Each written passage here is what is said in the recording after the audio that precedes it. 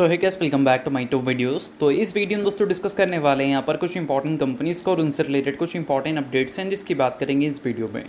तो चलिए दोस्तों वीडियो की शुरुआत करते हैं। सबसे पहली कंपनी की बात करते हैं। पहली कंपनी का नाम है IRFC यानी कि Indian railway finance corporation limited. But इसको डिस्कस करने से पहले दोस्तों अगर आपने अभी तक चैनल को सब्सक्राइब नहीं किया है तो चैनल को सब्सक्राइब करके बेल आइकन को प्रेस कर लो और टेलीग्राम चैनल को भी ज्वाइन कर लो जिसका लिंक आपको डिस्क्रिप्शन में देखने को मिल जाएगा। और दोस्तों एक डिस्क्लेमर भी है, जो भी कंपनी से रिलेटेड न्यूज़ एंड अपडेट्स हम लोग कवर करेंगे वो सारी न्यूज़ एंड अपडेट्स सिर्फ और सिर्फ एजुकेशन पर्पस के लिए, सीखने के लिए, तो इसको किसी भी तरह का इन्वेस्टमेंट एडवाइस मत समझना। आप खुद से रिसर्च और एनालिसिस पे कर सकते हैं। तो चलिए दोस्तों वीडियो की शुरुआत करते हैं। सबसे पहले बात करते हैं IRFC से रिलेटेड कुछ इंपॉर्टेंट न्यूज़ एंड अपडेट्स के बारे में। सो दोस्तों अभी के टाइम पे IRFC को जितने भी लोग जानते हैं वो कंपनी को ऐसे समझते हैं कि रेलवे सेक्टर में ये कंपनी फाइनेंस का काम करती है, जो कि आप बिल्कुल भी गलत नहीं हो। यही कंपनी का मेन बिजनेस मॉडल है। और अभी के टाइम पे इन्वेस्टर्स की एक्सपेक्टेशन क्या रही है पिछले 2 से 3 सालों में कि रेलवे सेक्टर में जैसा गवर्नमेंट का एक्सपेंशन की न्यूज़ हमें देखने को मिली थी उस हिसाब से कई सारी फाइनेंसिंग रोल IRFC को मिलता हुआ दिखेगा, जिसका इम्पैक्ट कंपनी के बिजनेस में दिखेगा और रेवेन्यू एंड प्रॉफिट छप्पर फाड़ के ग्रो करेंगे। बट अगर हम पिछले कुछ साल का डेटा देखें तो कंपनी के रेवेन्यू एंड प्रॉफिट ना के बराबर हमें ग्रो करते हुए देखने को मिले हैं। पिछले 3 साल का CAGR अगर रेवेन्यू का देखोगे तो वो फिर भी 10% से ग्रो किया है। बट अगर हम पिछले 3 साल का CAGR प्रॉफिट का देखते हैं तो वहाँ पर नंबर हमें सिंगल डिजिट में दिखती है और वो भी सिर्फ 2% का। और पिछले 1 साल की बात करें तो यहाँ पर भी सिंगल डिजिट में ही नंबर है। रेवेन्यू 2% से ग्रो किया है और प्रॉफिट 4% से ग्रो किया है। तो मतलब बोल सकते हैं रेलवे सेक्टर में बड़े एलोकेशन के बाद भी IRFC जैसी कंपनीज़ के बिजनेस में कोई मैसिव ग्रोथ हमें विटनेस करने को मिली नहीं है।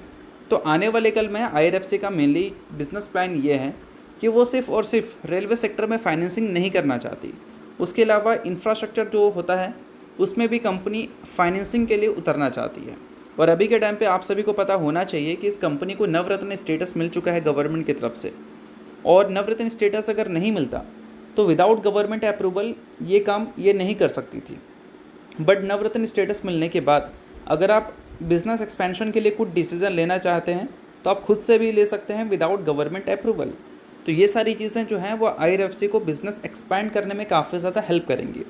बट सबसे इंपॉर्टेंट बात, कंपनी अगर एक्सपेंशन का सोच रही है तो कहाँ कहाँ कंपनी एक्सपेंशन करने वाली है। सो अब दोस्तों वीडियो में आगे बढ़ने से पहले बात कर लेते हैं एक सेबी रजिस्टर्ड टेलीग्राम चैनल के बारे में, जो कि अपने ही टीम मेंबर का है। और उसको अगर आपने अभी तक ज्वाइन नहीं किया है तो आप उसको ज्वाइन कर सकते हैं। अब देखो ज्वाइन करने का सबसे बड़ा बेनिफिट क्या है कि काफ़ी सारी कंपनी के जो चार्ट्स होते हैं उसको अच्छी तरह से एनालिसिस कर आपको यहाँ पर अपडेटेड देखने को मिलता है। और सेबी रजिस्टर्ड टेलीग्राम चैनल है तो सेबी रजिस्टर्ड रिसर्च एनालिस्ट के द्वारा अच्छी तरह से प्रॉपर एनालिसिस करके ही ये सारी डिटेल्स आपको देखने को मिलती हैं। तो लिंक आपको डिस्क्रिप्शन में दिख जाएगा, लिंक के थ्रू जाकर चैनल को ज्वाइन कर लो। तो दोस्तों यहाँ पर कुछ की एरियाज़ हैं जहाँ पर कंपनी एक्सपेंशन हमें करती हुई देखने को मिलेगी। अगर हम बात करें इंफ्रास्ट्रक्चर सेक्टर के बारे में तो वहाँ पर कंपनी फाइनेंसिंग कर सकती है और अपने पोर्टफोलियो को डाइवर्सिफाइड कर सकती है। अब इंफ्रास्ट्रक्चर सेक्टर की जब हम बात करते हैं तो अल्टीमेटली वहाँ पर एक हमें बिल्डिंग्स वगैरह देखने को मिलते हैं, एक ब्रिजेस देखने को मिलते हैं और रेलवे सेक्टर की भी इंफ्रास्ट्रक्चर की बात होती है। तो ये जो इंफ्रास्ट्रक्चर की न्यूज़ है वो रेलवे सेक्टर से रिलेटेड है, ऐसा हम बोल सकते हैं। कंपनी फ्राइट कॉरिडोर्स जो होती है उसकी फाइनेंसिंग करती हुई नज़र आ सकती है। मल्टी मॉडल और लॉजिस्टिक पार्क्स जो होते हैं उसकी फाइनेंसिंग करती हुई नज़र आ सकती है।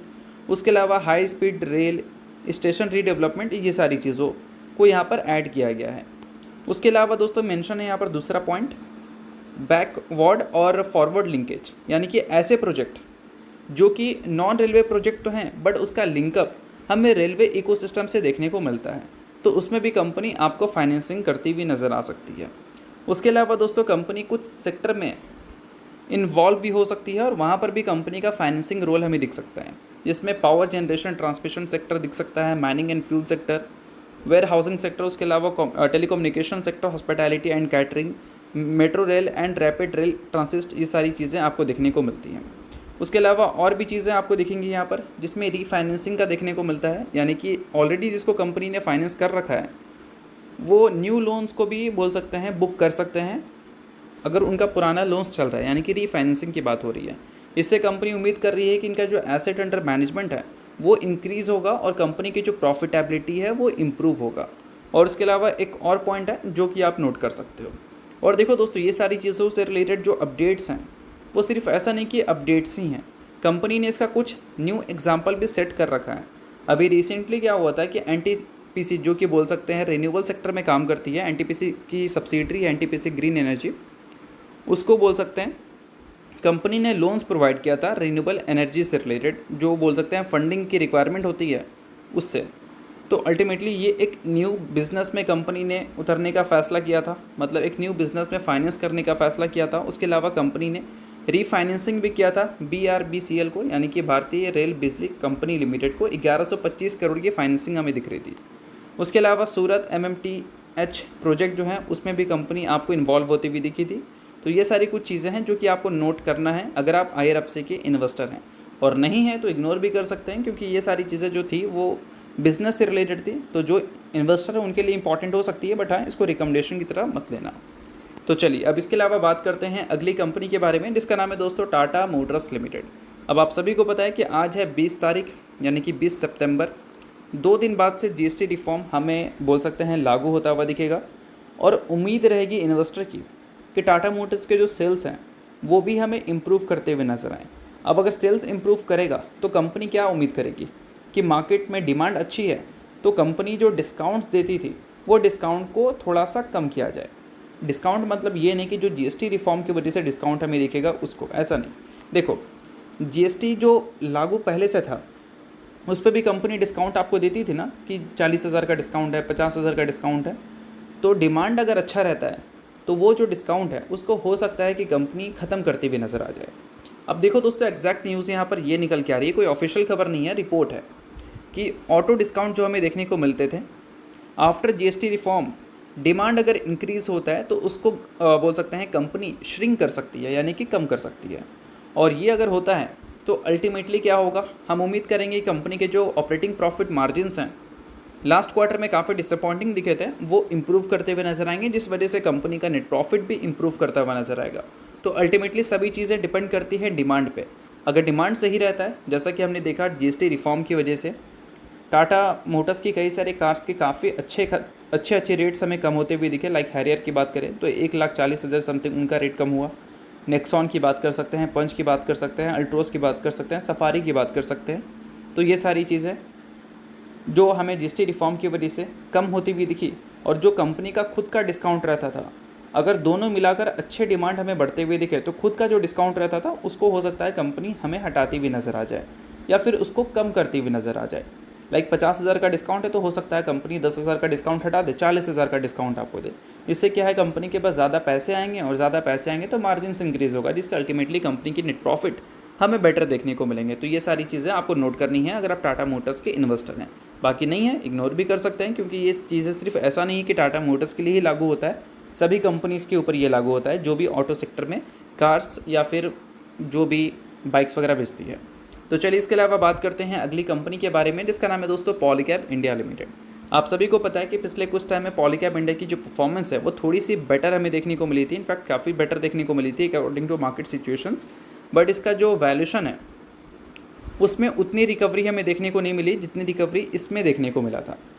अभी वैल्यूशन जो है वो 50 के आसपास है, पहले वैल्यूशन 65 के आसपास देखने को मिलता था। वैल्यूशन कम इसलिए हुआ है क्योंकि अल्ट्राटेक की एंट्री की न्यूज़ हमें सुनने को मिली थी, अगले 2 सालों में उनके प्रोडक्ट्स भी हमें देखने को मिलेंगे इनके सेक्टर में। तो इस वजह से मार्केट ने पहले ही एंटिसिपेट लगा कर रखा है कि कंपनी के जो नंबर्स पिछले कुछ सालों में हमें देखने को मिलते थे जिस स्पेस पे ग्रो करते हुए, हो सकता है कि उस स्पेस पे ग्रो करते हुए ना मिले। तो इस वजह से जो 65 का पी कंपनी को मिल रखा था वो अभी के टाइम पे 50 के पी पे आ चुका है। तो वैल्यूशन डिस्काउंट कंपनी के ग्रोथ के बेसिस पे होता है, और वो चीज़ हमें पॉलीकैब इंडिया में दिख रही है। बट हो सकता है कि पॉलीकैब इंडिया जो है पिछले कुछ सालों में जो ग्रोथ रिपोर्ट कर रही थी, अल्ट्राटेक के आने के बाद भी वो growth as it is continue रहे। अब ऐसा मैं इसलिए बोल रहा हूँ क्योंकि अभी के टाइम पे जितने भी ग्रोथ आप देखोगे पॉलीकैब इंडिया का, चाहे 5 साल का देखो, 10 साल का देखो, या फिर 3 साल का देखो, या फिर 1 साल का देखो, सबसे ज़्यादा कंट्रीब्यूशन कौन प्ले कर रहा था? कंपनी का cables and wire segment. But अभी के टाइम पे कंपनी FMEG सेगमेंट से भी कुछ प्रॉफिट्स जनरेट करना शुरू कर दी है, यानी कि पहले कंपनी इसमें लॉस बना रही थी, अभी कंपनी उसको कट कर प्रॉफिट पे आई है। प्रॉफिट का नंबर बहुत ज़्यादा बड़ा नहीं है, बट रेवेन्यू अगर देखा जाए तो डिसेंट रेवेन्यू कंपनी का ज़रूर वहाँ से आने लगा है। अगर प्रॉफिट भी डिसेंट आने लगा और कंपनी रैपिडली एक्सपैंड करती है FMEG सेगमेंट में, तो उस केस में हम उम्मीद कर सकते हैं कि आगे चलकर पॉलीकैब इंडिया जो है वो अपने पहले वाले ग्रोथ को ही एज इट इज़ मेंटेन कर पाए, क्योंकि अल्ट्राटेक की जो एंट्री है वो केबल्स एंड वायर सेगमेंट में हो रही है, ना कि एफएमईजी सेगमेंट में। और एफएमईजी सेगमेंट में कंपनी अगर मार्केट शेयर गेन करती है तो, और यहाँ पर मार्केट शेयर कुछ लूज़ अगर होता भी है तो भी कंपनी के जो ग्रोथ रेट है वो हो सकता है कि हमें पहले की तरह देखने को मिल जाए। अब ये सारी चीज़ें डिपेंड तभी करेंगे जब अल्ट्राटेक की परफॉर्मेंस अच्छा दिखेगा और पॉलीकैब इंडिया का एफएमईजी सेगमेंट अच्छा करेगा। बाकी अगर अल्ट्राटेक की परफॉर्मेंस ही ख़राब रही तो पॉलीकैब इंडिया के लिए ये डबल बोल सकते हैं विन विन सिचुएशन हो जाएगा। केबल्स एंड वायर सेगमेंट में तो मार्केट की लीडर रहेगी, और उसके अलावा एफएमईजी से भी कंपनी को एक अच्छा प्रॉफिट कंट्रीब्यूशन आने लगेगा। तो ये सारी चीज़ों को आप नोट डाउन कर सकते हैं, काफ़ी वैल्यूबल पॉइंट्स थी बिजनेस से रिलेटेड, बाकी ये कोई रिकमेंडेशन नहीं है। तो चलिए इसके अलावा बात करते हैं अगली कंपनी के बारे में, जिसका नाम है दोस्तों पोशाक। रिसेंटली कंपनी ने 3:1 के रेशियो में बोनस और स्प्लिट की भी अनाउंसमेंट की थी।